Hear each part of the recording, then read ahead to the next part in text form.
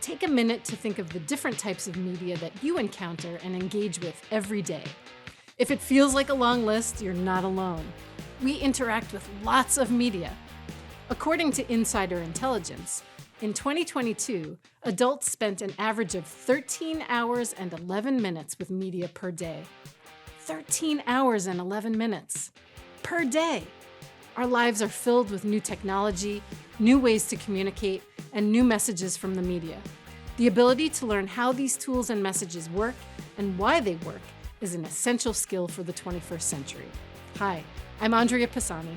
I work with students every day to help them explore their passions and make great futures for themselves. The National Association for Media Literacy Education defines media literacy as the ability to access, analyze, evaluate, create, and act using all forms of communication.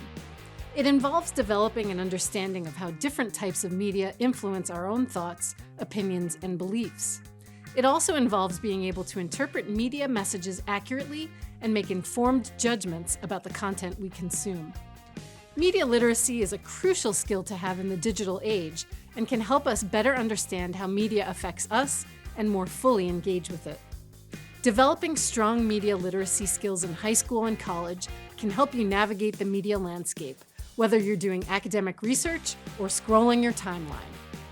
So, how should you analyze content? NAMLI and media literacy experts Cindy Scheib and Faith Rogow created a framework for analyzing media. There are 3 big categories to consider when analyzing media messages: authors and audiences, messages and meanings, representations and reality. Let's take a look at each category and some of the questions you should ask yourself when consuming a piece of media. Every source has its own agenda. Whenever consuming news, it's important that you consider: who made this piece of content? Why was this made? Who's the target audience? Who paid for this? How does this make me feel? And how do my emotions influence my interpretation of this? Headlines have become increasingly sensationalized over time in order to get clicks and views. Things like, "You'll never believe," or "This one trick may save you thousands," or "This one food in your refrigerator is killing you." It's important for you to not be influenced by these headlines. Instead, begin asking questions like, what does this content want me to think or think about? What is left out that might be important to know? How might different people understand this message differently? It's important that when reading an article or watching a news segment, to determine if the information that's being shared is truth or fiction. Ask yourself, when was this made? Is this fact or opinion? How credible is the source of this information, and how do you know? Can I trust this source to tell me the truth about this topic?